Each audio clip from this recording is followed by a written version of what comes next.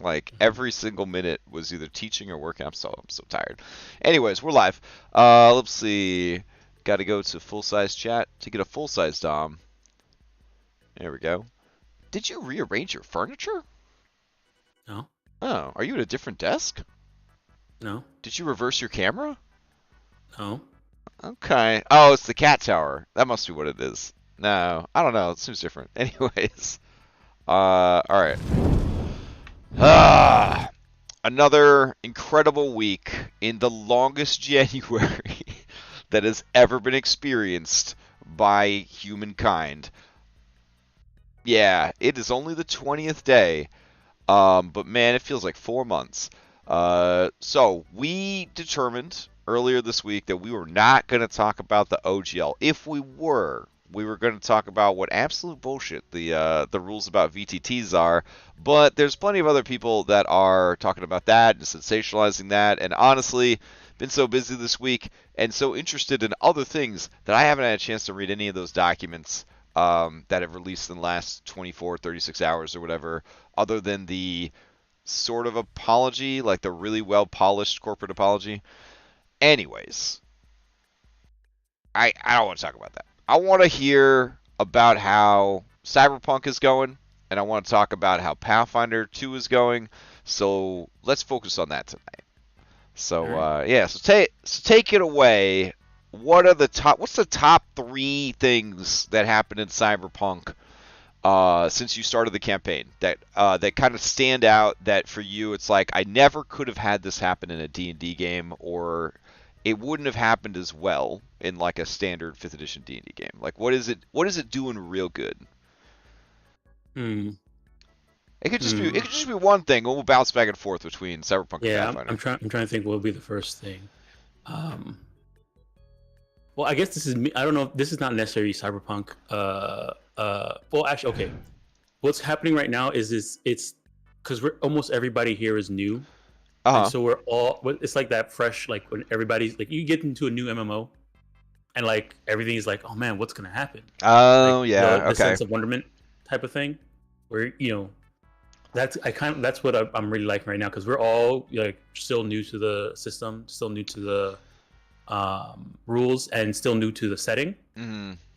Like even though I spent a lot of time looking at it, but like it's a city, so like they Yeah. could pretty much do anything. And so, I mean, right now, like the potential is there, and I can see it, and some of it's starting to creep in. And I'm looking forward to find out what the crew does because a lot of us are like no used to D&D, and so like I'm like like right now where I'm doing a lot of hand holding in terms of trying to get them to do like think outside the box. You guys are in the city, and you're not heroes, so do what you want to do.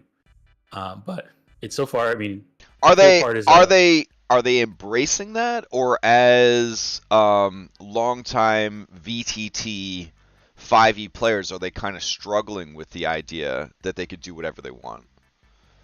it's a it's more of like okay, what is everything, anything? Like Mm, what is anything?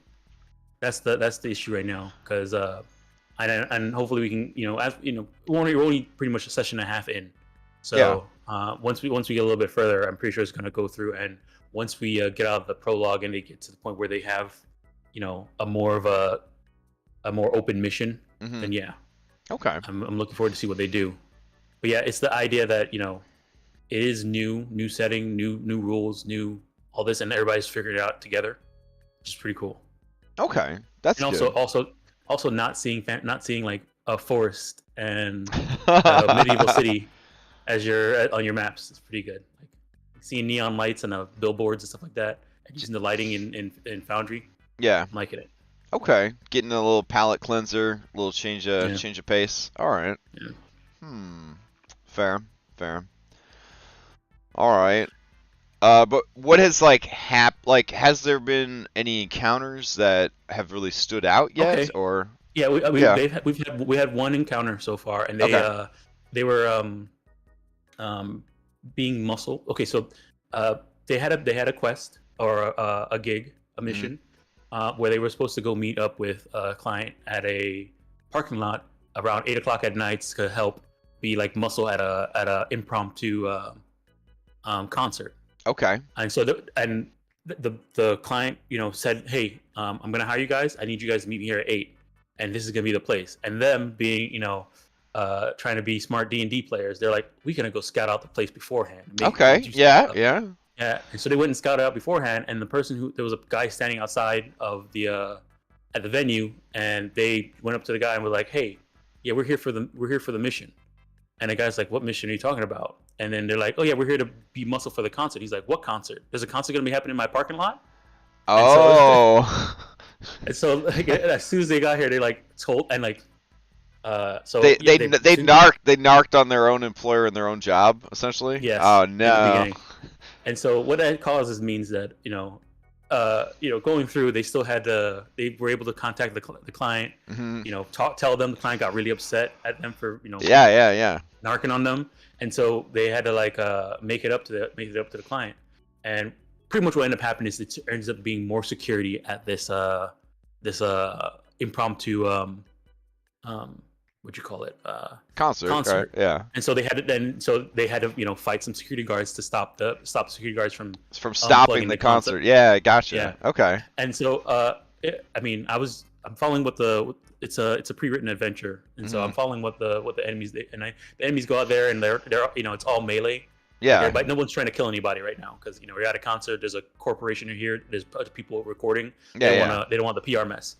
But they still come out here with their nightsticks to try and beat the people who are stopping trying to stop the concert. Wow. And so they go out there with their baseball bats and pipes and stuff like that. And then there's the security people with their like nightsticks and stuff like that. And they're like having a stand down. And Cyberpunk has a mechanic where like at any before when you meet people and stuff like that, you can do something called a face down. Where you guys just roll against your reputation. One side rolls with their reputation, and the other side rolls with their reputation. Yeah. And whoever loses has a -2 on everything they do to you. Oh, to the person who won. Okay. So like you would want to do this at the beginning of a fight, and then they can choose to back the perfect. If you lose, you can choose to back down and run away, or you can try and fight with the -2 penalty. Oh, that's pretty cool. And so they started fighting with the Darby's character Shades is a nomad. And he has a high cool stat, and so he does the the face down with the guards. Yeah. The head of the group, and wins. And so the guards are like, well, I mean, we're getting paid to do this, so we're gonna try. Yeah. So a fight breaks out, and like while the concert's going on and the crowd is going wild and not really paying attention to this thing, they're in the backstage having like a brawl with these security guards, and they decided to try and break their legs. Like that's what they were trying to do. Well, oh, geez. Eventually, they remember that they can aim, and if you aim for somebody's leg, if you do at least 1 point of damage to their leg, it breaks. Oh, Jesus. And so that's what they did. They started breaking the security guards' legs and knocking them out to get them to go away. And like that was happening during a concert, and I had like the concert was still going, lights were going, the crowd's going crazy. Apparently, one of the characters has like a little sister who's also at the concert. Okay. And this is kind of stuff that happens in like a cyberpunk. Like I don't know if this was happening in D&D. Like you're being muscled as a security guard. And a lot of other crazy stuff happened too. Like apparently somebody committed suicide by jumping into traffic. Oh, geez. Another person was as a result of the concert, or is this like a different thing? There's more to it, but like, during the concert, it seems like it was part of the concert. Oh, geez. A lot like. The one of the things about the concerts is like they're all like the music is like burn it down, like screw establishment stuff. Yeah. But like it's all angsty teens. So like the whole setting is really strange and like different. And fresh. So it's pretty cool. Awesome. I'm looking, and there's a lot of like subtle stuff that they give you. Like whenever they give you like a pre-written quest, they usually come up with a news article. And a news article will have little hints inside of it about the quest. Okay. And so they saw the news article at the beginning, and they saw and so now they're starting to realize like, wait a second, this is happening. This just happened right now during our quest. And I remember seeing something in this news article, and now they're trying to piece the mystery together. So it's pretty cool. I really like it. So once you start deviating from the box set from the game, you're gonna kind of. Does that fall on you to kind of keep making those media like outlets? Because this is one of the things I love playing 2077 is like I'm just like in an elevator getting ready to go, punch people to death, and Mhm. like they're doing a newscast either about something that I've done or about something I've heard about in the city, or they're just establishing lore, or they're foreshadowing something that will happen Yeah. later in the game, and it's so immersive. It's Mhm. so like I love it. I love it so much. So the box set I'm running for them is called Tales of the Red. It's their first adventure booklet. It's kind of like Candlekeep Mysteries, where it's just a bunch of separate stories that are not really Somewhat connected, but not really No, connected. they're not connected at all. Oh, okay. But they're all take place in Night City. So it's and there's some famous characters that are just famous in Night City. Yeah, yeah. And so you can use, and so I spent a lot of time prepping for this, trying to link all the missions together so that it could be one coherent campaign. Okay, so, sort of like what Red's doing with his Ultimate Fandelver campaign, where he has everything related to Fandelver just mashed up into one huge sandbox, and has kind of gotten out his corkboard and the string, and he's trying to connect all these different narratives together. Awesome. Yeah, I had to do the same thing with Saltmarsh. Saltmarsh was a bunch of adventures that happened to be near water, and that was kind of the only thing that united them together. And so you had to sort of create that narrative yourself. But that was kind of a nice challenge, a nice narrative challenge to kind of figure out how can I make this all work together. And because it's like modern day stuff, a lot of the times you can just if there's an NPC that's part of this mission, maybe make them be part of that other mission, and that's enough to get them sort of connected. And then I just have to do a little bit of foreshadowing as we go through it. And it's not that hard to do some foreshadowing with some of the stuff. It could be just they find a chip, right? And then who knows, maybe that chip comes down later down the line, or maybe they meet a NPC and that NPC has a friend, and that's So there's a lot of things like that. They eavesdrop on a phone call. Something like that.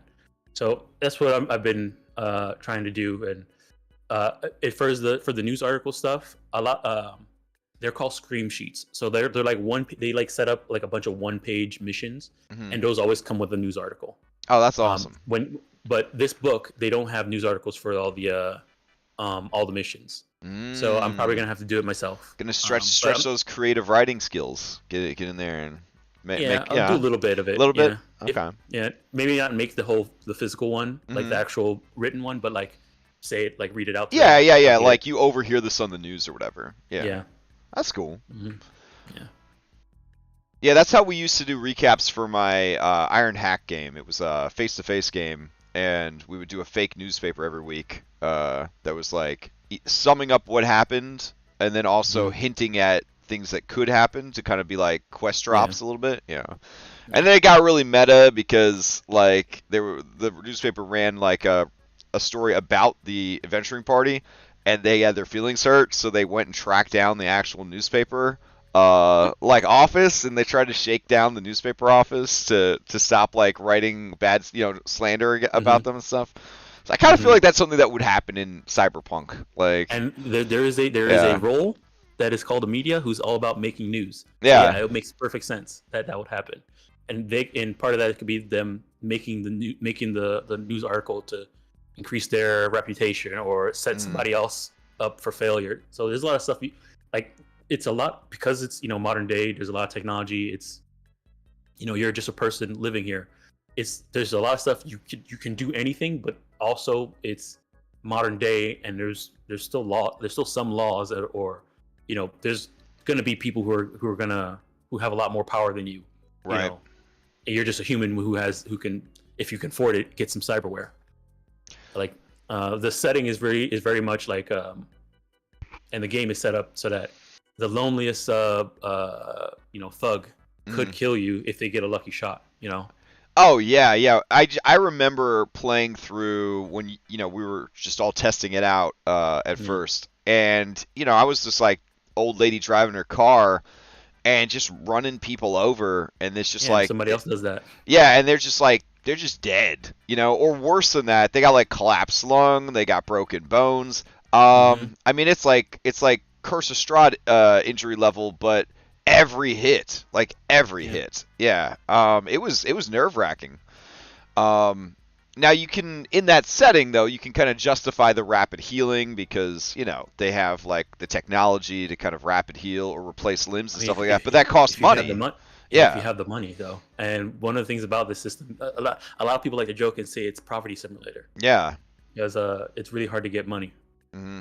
and that's the main goal. And you have a lot of expenses from just healing to the point where there's at the end of every month you're supposed to pay a chunk of money to not make a death save.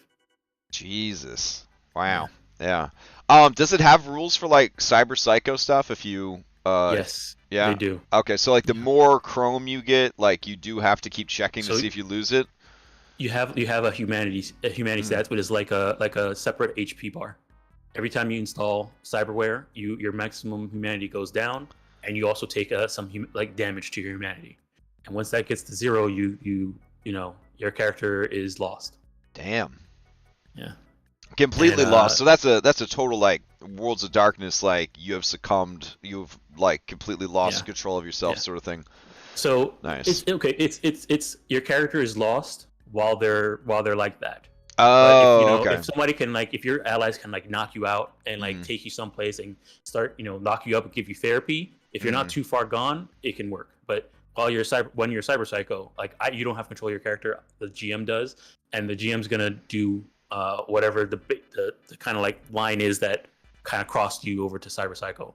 Damn. So that's why when you make a character, they put you have to fill out like a little survey about your character that has like their life path and what their motivations are, Wow. things they care about and stuff like that. And so if those are the things that you have there, that's like a key for the GM to know. Like if you go cyber psycho, this is the things you're going to be going for, Wow. and you're not going to let anything stop you to get those things. So would it be a viable adventure then for the remaining characters and maybe your backup character to have to go after your former character who's now a Yeah. cyber psycho?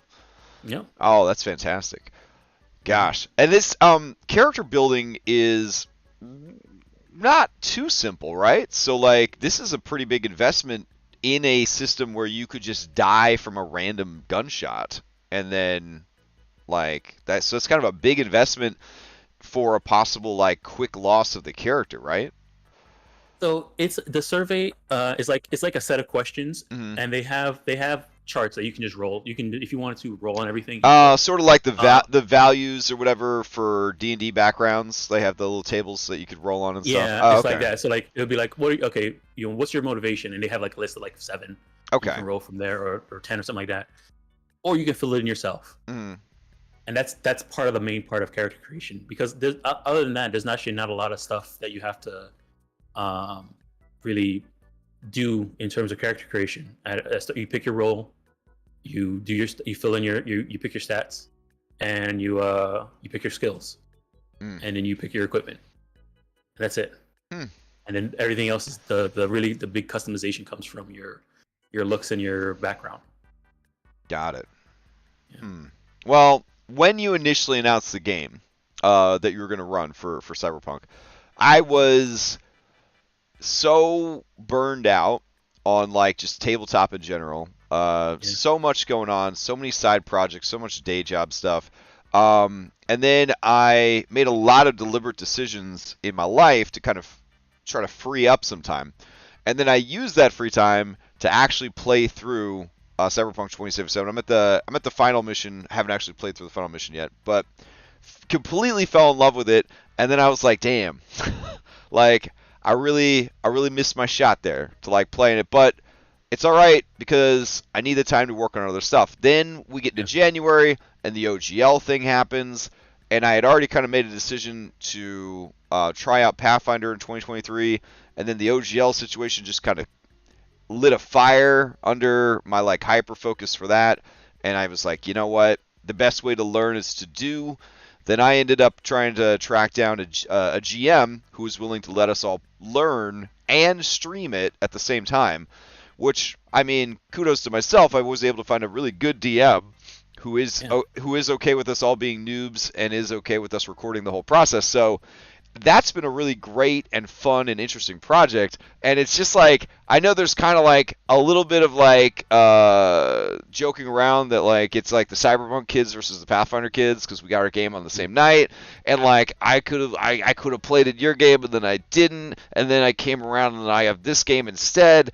But I want you to know that if you end up really enjoying Cyberpunk and you decide after this campaign to run another campaign, I will very strongly be looking at that as something to do, because the more I hear about it, and now that I've kind of played through Cyberpunk 27 and really kind of caught the bug for like that setting and just that sort of corpo dystopia that just like everything's like so dirty and everything's so broken, and like you have to like make value in your life because no one else is going to. Like that stuff was like so good. And without too many spoilers, there was that one thing with like the evil AI in the thing with the people in the thing with the evil AI, and yeah. And I was just like, oh, this is so fucking awesome. And it was just like, I was like, damn. Damn. So like, such a good quest. I can see some really incredible opportunities for storytelling. And like you said, it's such a palate cleanser to be doing tabletop, but not have it just be the same old stuff. You know, you're not at Ye Old Tavern. You're not going to, the old ruins outside of town, and so on and so forth. Which is exactly what we did in our first game of Pathfinders. We started in the, adventure town. We went to nearby ruins. We basically just fought 3 goblins. It was very much like exactly what you would expect from vanilla fantasy, which was fine with me because I was there not so much for the lore or the setting, so much as to learn the mechanics. And I do have to say that I was very impressed with the mechanics. Of Pathfinder. Man, all right. Are you allowed to say, and they're probably not listening to the podcast, are you allowed to say, 2 sessions in, who's your favorite player character in the campaign so far? Can you say? Can you commit? Who's your favorite player character? I can't say that. Oh, you can't say that? Oh, okay. No, all right. All right. But my favorite. Okay. I'm not gonna say anything. I'm gonna keep. All right. What a professional. What an absolute professional. Okay, fair enough. Yeah, sometimes I'll do a Q&A and then people will be like, well, in Odyssey Prime, list them in order. Who's your favorite to your least favorite? It's like, who's going to do that? I'm kind of an asshole, but I don't know if I would do that. I mean, obviously Anastasia's my favorite. But still, like, I wouldn't really. Anyways. But, okay. Ask me again in 5 more sessions. 5 more sessions. All right, we will check back in 5 more weeks from now. We will check back and see how it's going. We'll find out who your favorite PC is. All right. So, that's nice, Ursa. That's cool. Yeah, you definitely my favorite for sure. Yep. Yep. No, it's Anna. If there's been any doubt, it's Anastasia's my favorite. I got the answer. I got the answer here. If you're watching, you're the favorite. Oh, okay. Wow. Did you just make a secret gesture that person would recognize? Is that what just happened there? I think maybe. If we roll back the tape, can we discern what happened there? Maybe. All right. So, do you have anything else to? I could ask you about Cyberpunk the whole time, but we're trying to do a split between Pathfinder and Cyberpunk. Yeah. I kind of wanted to end with that very controversial question, and I don't want to fish for too many spoilers. I do want to ask, 2077 happens in a more prosperous time period where a lot of automation is done by AI and machines, and so there's a lot of cars. When I played, you made sure to point out that my car was like a national fucking treasure. It was like very, very hard to get a car. Is that how it is in Cyberpunk Red? Is like it's still hyper poverty and stuff like that, or the big thing about Cyberpunk Red is access to stuff, right? And so it's not like if you look at the map, most of the city is back to like looking like how 27/7 looks, and there are sort of cars there, but the people who have cars, have power. Okay. And so if you like, you'll see a car drive past, or you'll see like a truck that's hauling stuff move, but it's probably part of a nomad family. And if you were to mess with that nomad family, they're gonna come after you. Well, if you and if you were to steal it and try and move the car and change it around, no one's gonna wanna pay for it because they know it's gonna be a hot item because you don't have the reputation to sell. Right. Because the nomads are like Mafia meets Mad Max. Yeah. So that's Nomad. Mafia meets Mad Max, and the other people who have vehicles is corporations. Right. And so who do you want to have gunning for you? The pack of Mad Max Mafia people, or the corporations that could probably just go find who you care about and go execute them for you stealing a car. But so this is like a huge thing that's actually like always coming up in the middle in the community. Like, you always find things on the forums and Reddit and everything like that about cars being too rare, and like they think it's stupid, or they're too expensive, and then because people would just want to go steal cars and sell them. Well, right, because obviously the meta, right, is just be car thieves, right?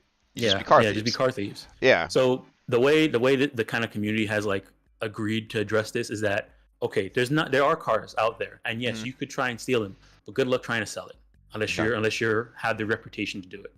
Well, it's also about supply and demand, right? I mean, if you're strong enough to steal a shitty car, like, who's really going to buy a shitty car from you besides other shitty people who don't have a lot of money? Like, the corpos are only going to buy nice cars, and the nomads might buy your shitty car for scrap, but all the good cars, all the cars that are actually worth something, right? Those are the ones that are outrageously priced. It's just like magical items in Dungeons and Dragons, right? Like, you can rob this caravan and get a bunch of long swords, right? You could get the wagon itself, but like, what good is a fucking wagon when this dude over here got a flying chariot? You know what I'm saying? And this guy's riding around in a mech, right? Like, your wagon sucks, like, who's gonna buy it? And if everyone's in poverty and everyone's poor, what are they gonna give you for it? Yeah. So I get it.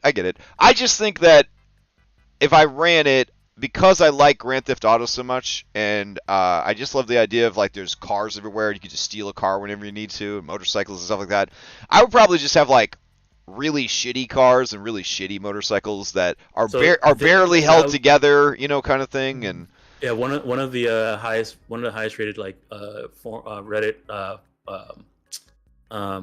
threads for homebrew was a guy who made a bunch of crappy cars that can just be out in the street that are really bad, but at least there. And one of the things they just recently did was include bicycles and skateboards and stuff like that. Nice. Okay. Inline rollerblades. So like, you can get that now. They have mechanics for how that works, and there's also public transportation in the city. Okay. So even though it's poor, like, for like 33% of the city, 66% of the city is like functioning. They have subways. They have cabs. People moving around.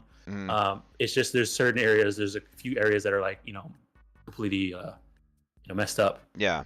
And it's just packed in with poverty and poor people. Well, if you're ever looking for side quests, I have a number of really cool Cyberpunk side quests that I have on the back burner from playing through 2077, where I was like, man, it would be really cool if it was like this, or, oh, wow, this is the perfect thing they could do right here. But since I have no real idea how the rules work, there's no way I could just, like, put it to rules. But if you're ever looking for some for nuggets, I got some. Definitely, because I'm already seeding in like at least 3.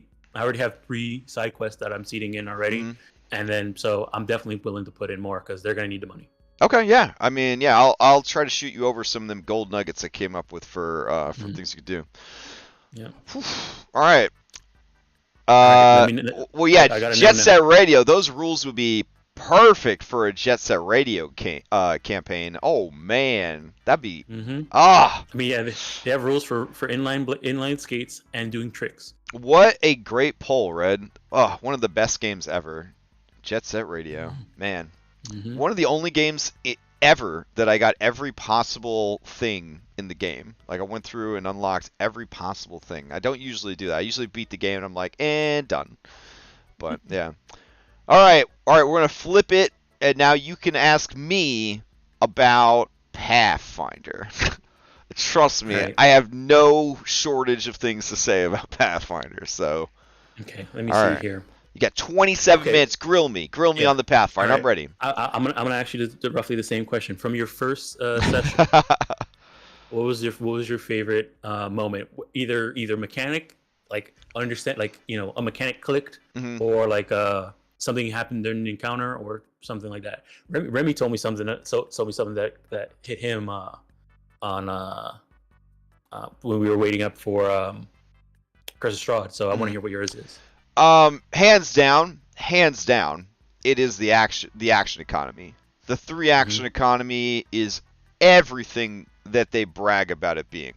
These Pathfinder kids, they could be a little insufferable. You know what I'm saying? They could be a little Yeah. insufferable. But I think they kind of have a reason for it because the three action economy is phenomenal. It's absolutely phenomenal.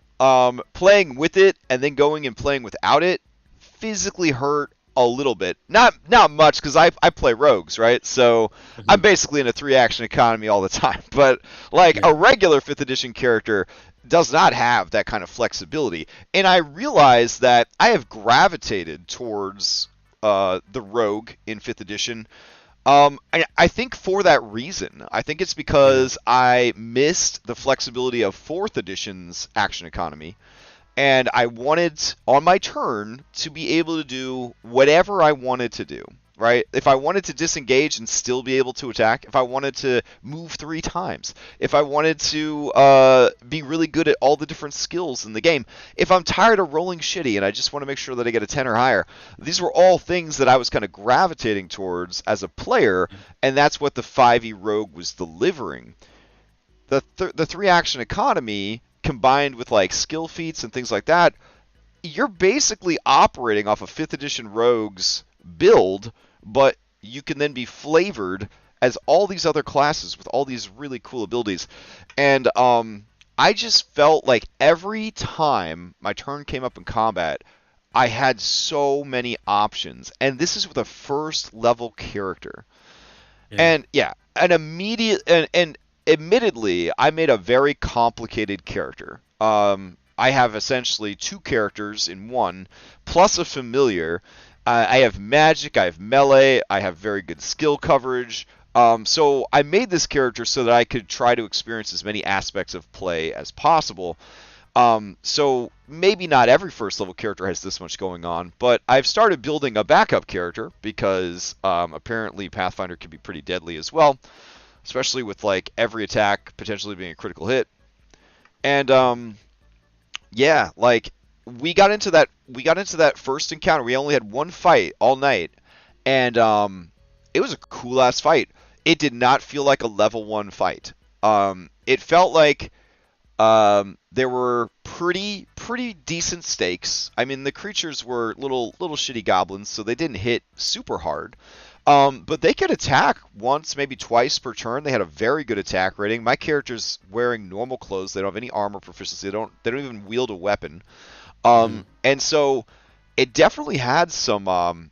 There was some danger. There was some tension there. And then just seeing what everybody did, like seeing what Stone's character did with their 3 actions, and their character plays completely different from my character, and then seeing what Remy's character did with their 3 actions, because they play completely different from the way my character plays.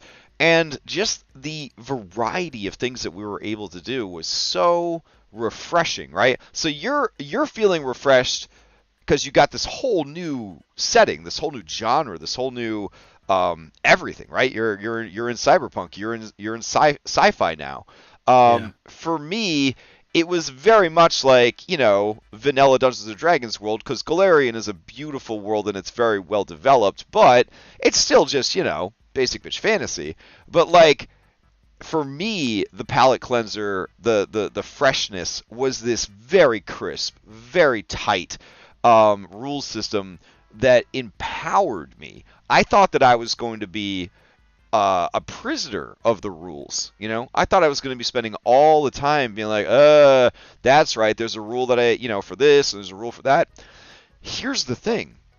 The rules aren't there to tell you what you can't do, like they are in a lot of times in 5th edition.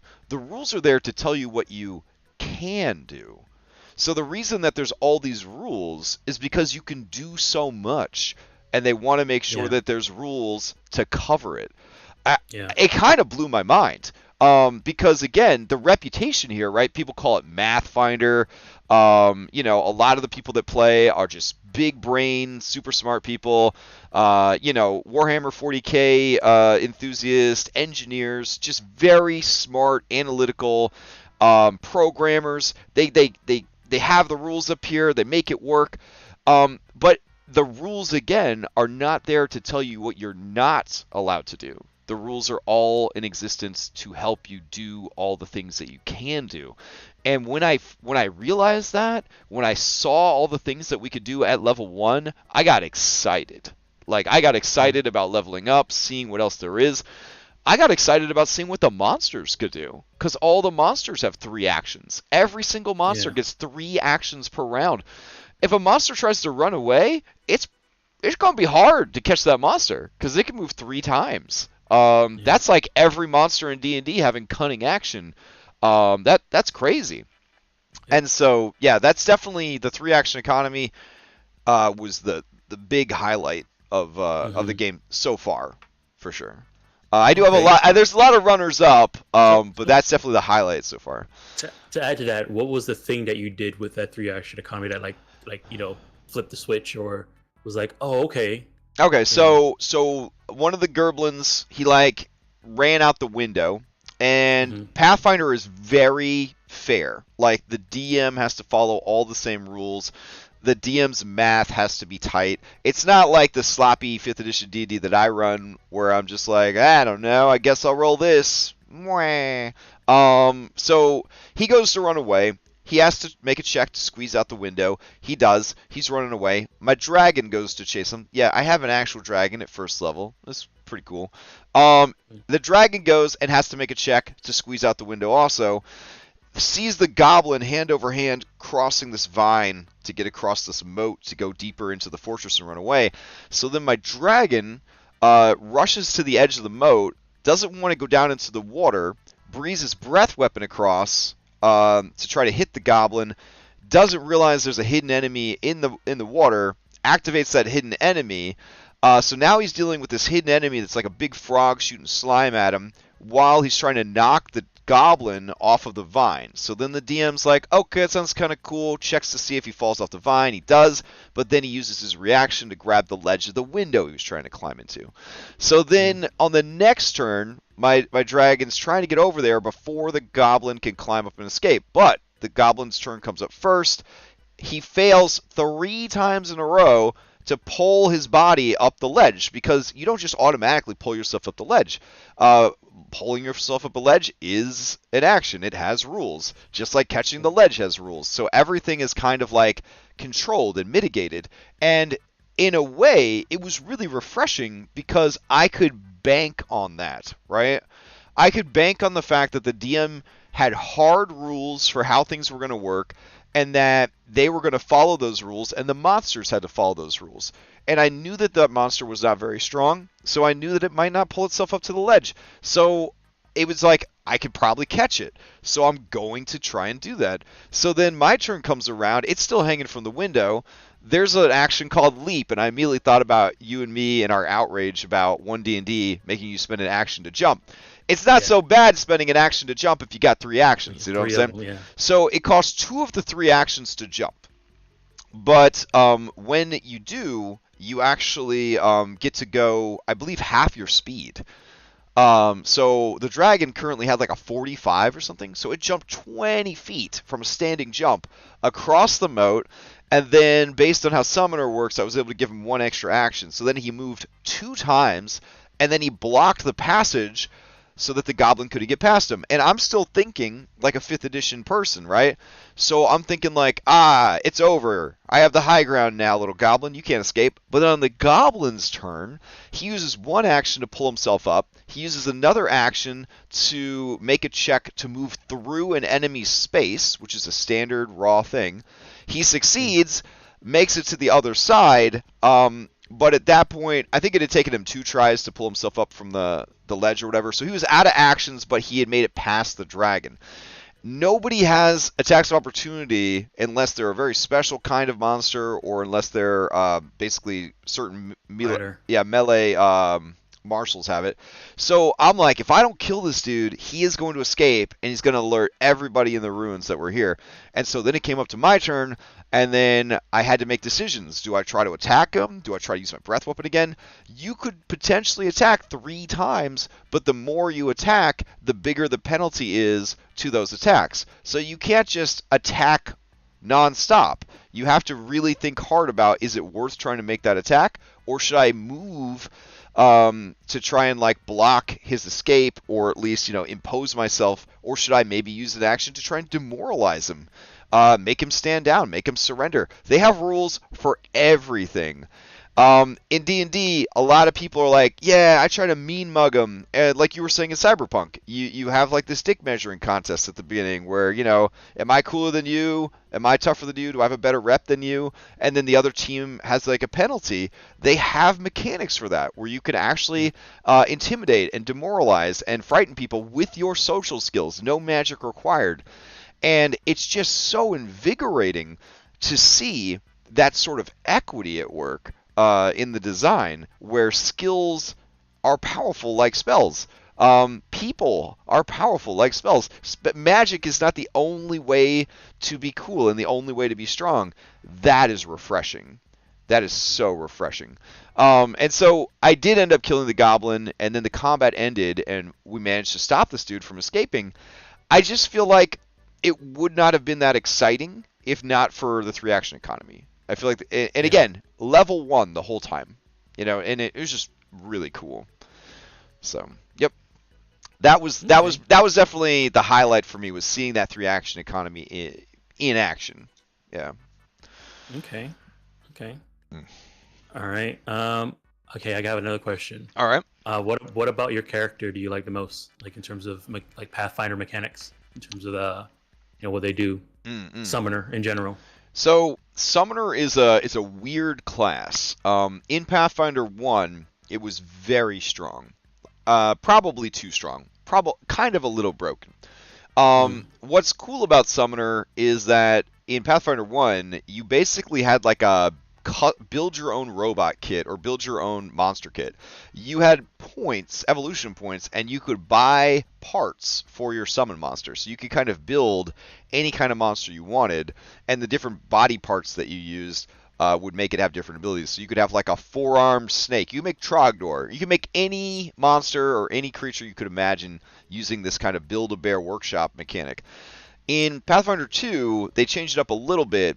You have different flavored summons that you can reskin to look any way you want, but they all operate off the same kind of build. So it's a bit more restrictive in that way. It's like I guess you can kind of think of it's like the new summon spells from Tasha's, where there's a stat. Yeah. Whatever you want. Exactly. Like this is a construct, and this is an elemental, and things like that. What's really neat about it is, in order to create some extreme diversity with the class, if I have an angel or a demon as my summon creature, I myself have access to divine magic. So you could have a summoner who is also a healer. Or you could have a summoner who also specializes in, debuffs and harm spells, and maybe your whole party's undead, like Divinity 2, right? And you heal off of like poison. In this game, you heal off of negative energy. So you might have a negative energy cleric who, or with divine spells, so that you can heal up your undead allies. Just very, very, very cool. Then there's 4 types of magic. So there's arcane, occult, primal, and divine. And so occult is spoopy. It's spoopy. So arcane is like nerd magic, right? Like it's like it's the classics, right? Your magic missiles, your lightning bolts, your shield spell, your that kind of fireball. But occult is all the edgelord shit. Oh, everything that the has necromancy school and shadows and tentacles and necromancy and all that kind of stuff. okay. Primal is, of course, all your nature stuff, and then divine is all of your healing and power over death and that sort of thing kind of department. But there's different. I think there's 2 different flavored summon creatures for each of those, for a total of 8 different. They don't call them subclasses, but subclasses of summoner. So you have a Okay. ton of options, like a ton of options going into it. And I thought that was really cool that you could, if you had a group and they're like, oh, we don't have any divine magic. Are you sure you want to play a summoner? And you're like, well, I mean, divine summoner is not mechanically as strong as the other flavors, but I really want to play a summoner in this campaign, and I know that we really need a divine caster, so I'll be a divine summoner. And so there's that flexibility built into every single class. I know you like muscle rogues. Strength rogue is a core feature of the rogue. Yeah, I was Yeah. looking at it. Yeah, I saw. Yeah, basic bitch Pathfinder 2 Rogue, you have to choose when you make the character. Are you strength, dexterity, intelligence, or charisma based? And then that is your core stat moving forward. That's incredible. That's incredible to me. The variety is just amazing. Well, But with Summoner, what guess- I liked about it is how smart they handled it. You and your summon share a hit point pool. So if you are taking stupid risks with your summon, you are taking stupid risks with your own life. So I really like that. And then if you run into very intelligent enemies who understand what a summon monster is and understand what a summoner is, you're in danger, right? Because why would they fight an actual flippin' dragon when they could just beat up a naked gnome who's hiding in the corner? And so it kind of creates some tension when you get into a fight.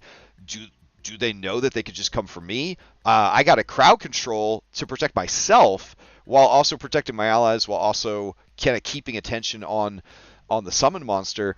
I just really like it. It felt very like Final Fantasy X and Final Fantasy X-2, where you kind of like your summon monster is like this separate creature, but yet at the same time it's sort of a part of you.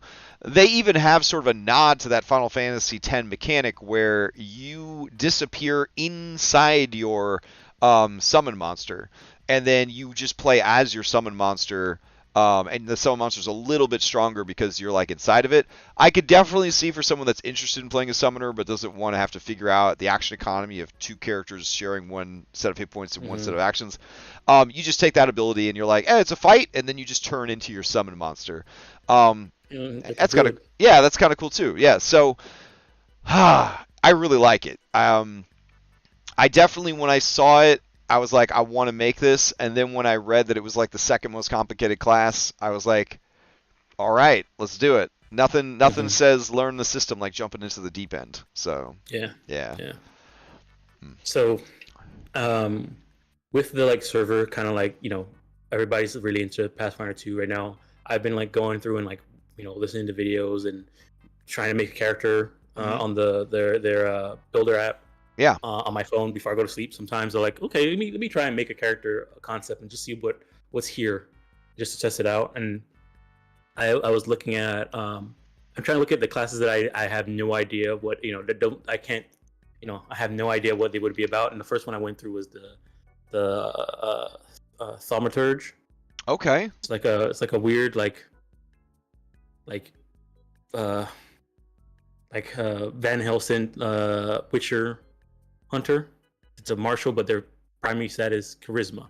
And so this kind of, I'm kind of into there was a question when you mentioned right now where you pick your primary stat, does that mean your main attack is going to be using that stat, or is it always still going to be using strength and See, I don't know. Or I don't know for sure, because there are so many rules that, as far as player characters go, as far as character classes and heritage, I focused 100% on what I was going to play, because even then I don't know everything there is to know about the summoner, and just gnomes and tieflings in general. So I have heard from people that have GM'd Pathfinder from the very beginning they're like, honestly, I don't I don't know anything about the classes other than the ones I have played because it's Hmm. just too much. It's just too much to Yeah. learn. You have to kind of trust that the players are going to Hmm. do the work and understand how their class operates. Yeah. I feel like a fifth edition DM, the classes are so simple in comparison that it's not too hard to kind of skim through and be like, oh yeah, I see how this one works, I see how that one works, I see Yeah. how this Yeah. feature works. No, man, it goes too deep. There are character guides out there for some of the classes that are over 100 pages long. Like, Yeah. Yeah. yeah, like the Pathfinder is not a joke. Like it is very very deep. Like there's a lot to learn and a lot to do. Could you play a very simplified character? Maybe.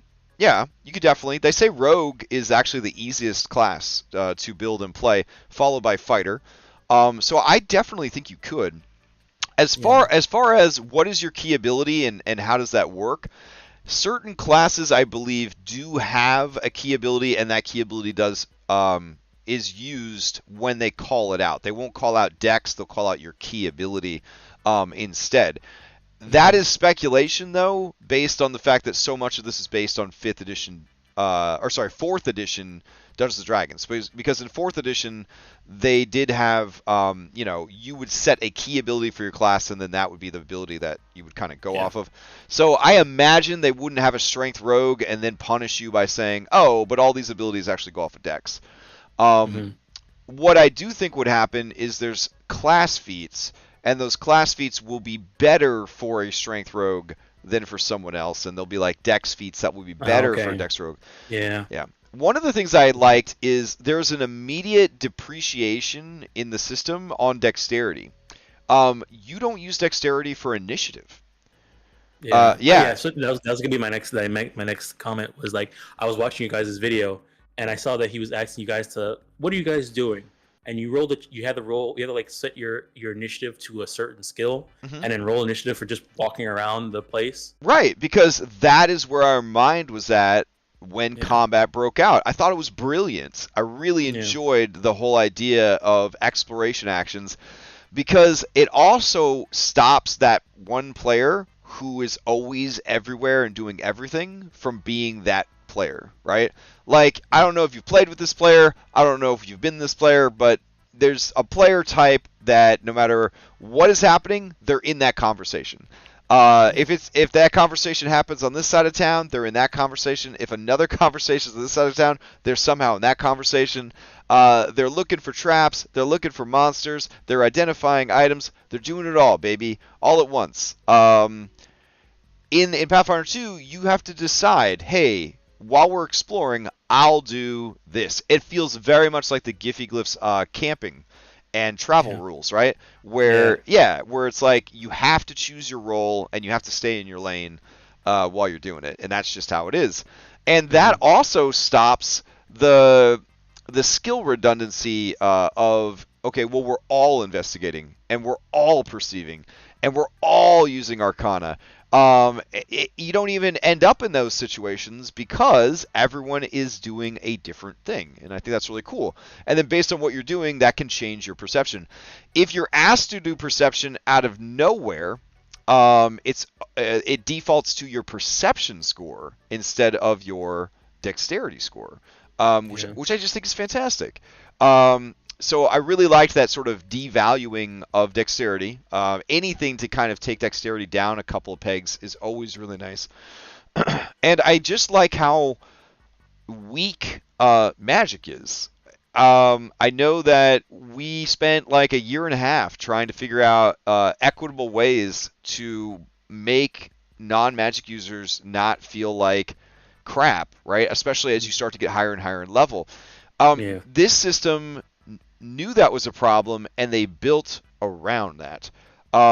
So there's just incredible, supernatural, superhuman, Marvel, DC, comic book style abilities for the non-magical characters that kind of put the A5E stuff to shame.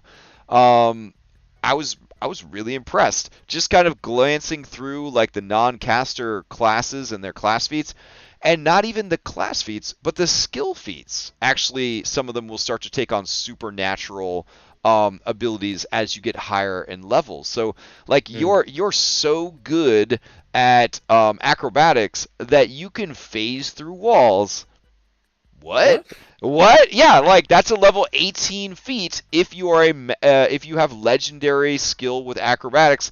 Um, as long as the surface is porous, you can just melt through the wall. Oh my goodness. Right, and it's like, and you could just see all the wizards and the sorcerers being like, that's not right. Meanwhile, they're like, like teleporting the moon down on top of somebody, and they're like, Yeah. it's okay when I do it. It's okay when I do it.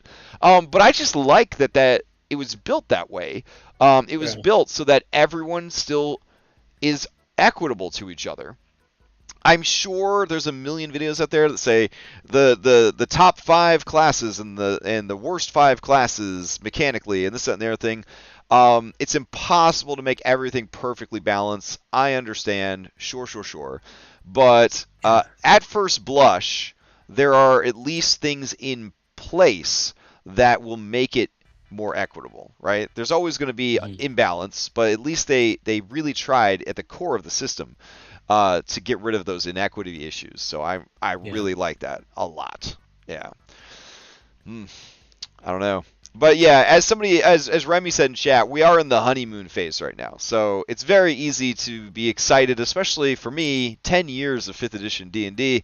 Yeah, of course I'm excited to do something new. Of course I'm excited to do something different. How will I feel about it at the end of this year?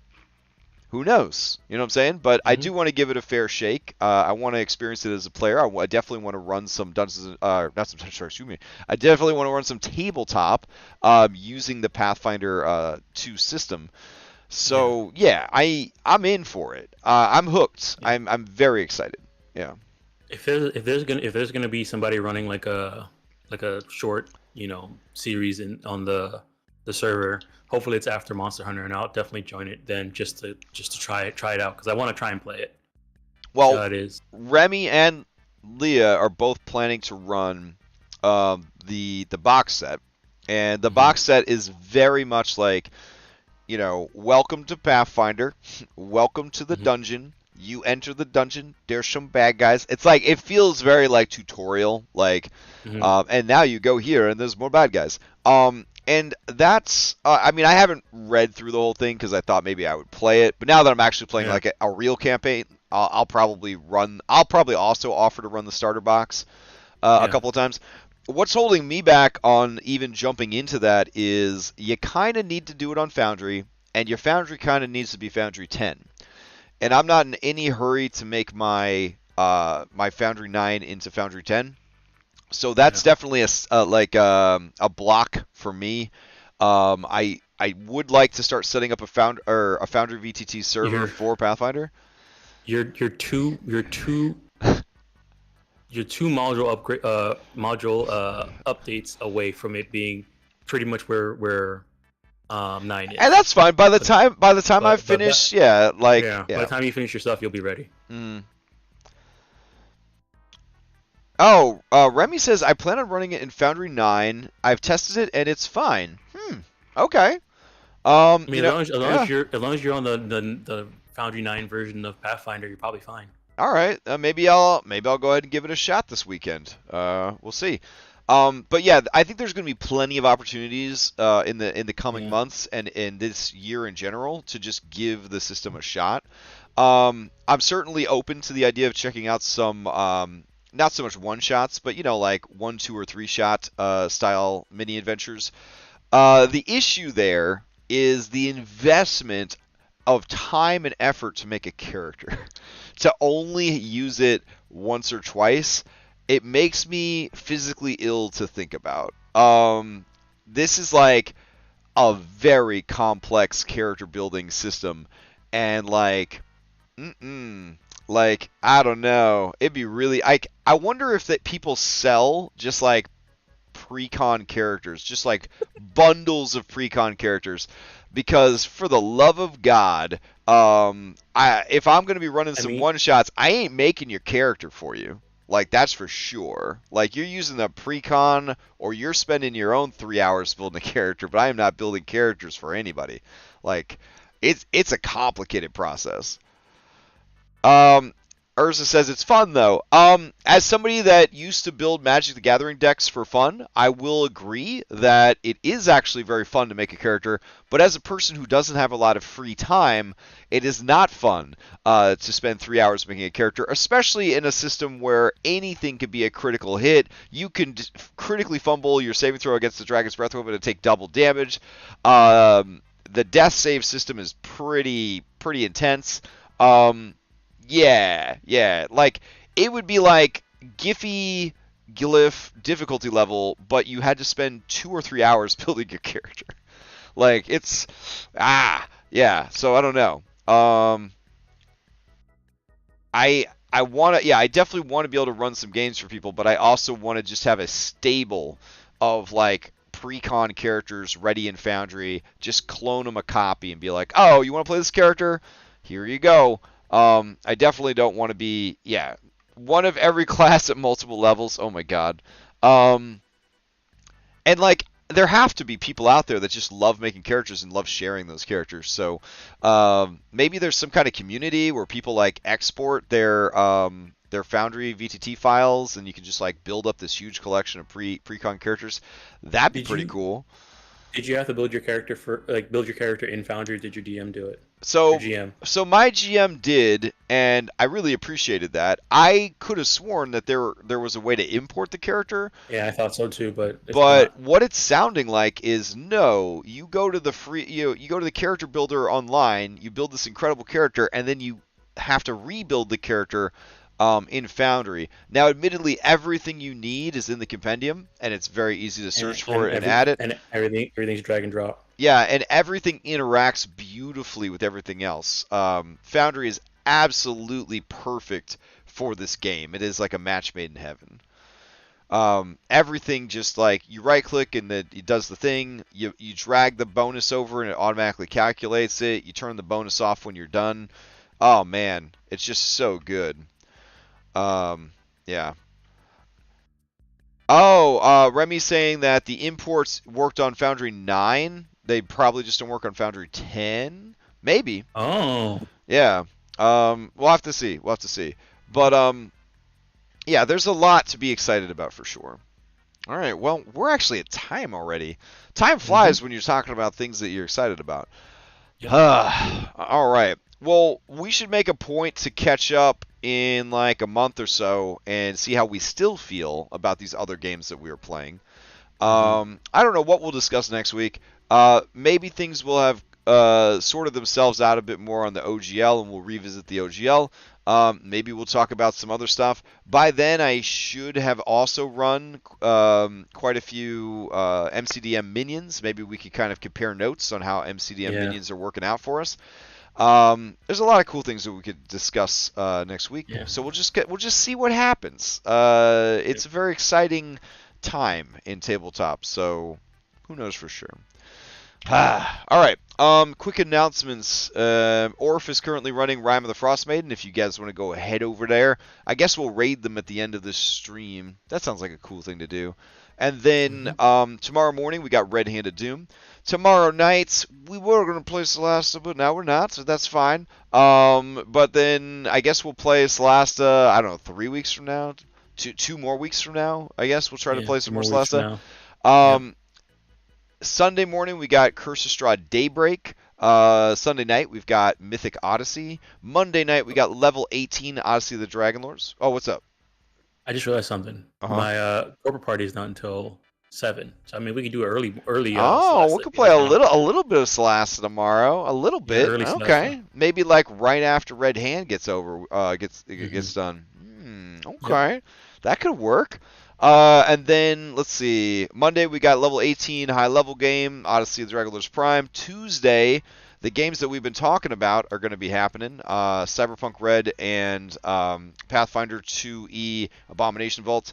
We are still looking for 2 more people. I'm going to keep shilling for these 2 slots until we get somebody to sign up. the DM has I not. love to see a full party. Yeah, the DM has not adjusted the difficulty of the adventure. I specifically asked them point blank, "Did you adjust for us only having 3 people?" And he was like, "No." So our lives are in danger. If you want to learn Pathfinder 2e by doing it instead of just watching videos, please message me and we'll try to get you the links to hop in and play. It is a blast. We got a real solid group. I'm very excited about it. Wednesday, we're going to have Curse of Strahd Nightfall. A lot of exciting stuff happened last session for that. Very cool. And then next Wednesday, we've got Monster Hunter, which is almost at the end. We are basically going around and cleaning up all of the side quests that we missed, over-leveled, and just kicking in the monsters' cloacas. It's ridiculous. And then Thursday, we've got Curse of Strahd Nightfall. Friday, we'll be back here doing another podcast. Wow, there's so much going on. Any announcements? No, that's it. Yeah. Tune in Tuesday for either Cyberpunk or Pathfinder. And if you can't decide which one to do, they both go onto YouTube. I think Abomination Vaults immediately goes to YouTube, and then Cyberpunk is within the next day or so. I don't think we have a set release date yet for Cyberpunk, but if you go to the YouTube now, I've separated their session 0 from their session 1, so you could skip the session 0 and go right into session 1 if you want, and then session 2 is up, and then the next session will be session 3. So yeah, great series if you're curious about Cyberpunk, or if you want to see how things are going in our Pathfinder game. The VODs for that go up right after the game is over. Yep. All right. Hope everybody has a great Friday night and a great weekend, and we'll see you next time. All right, take care.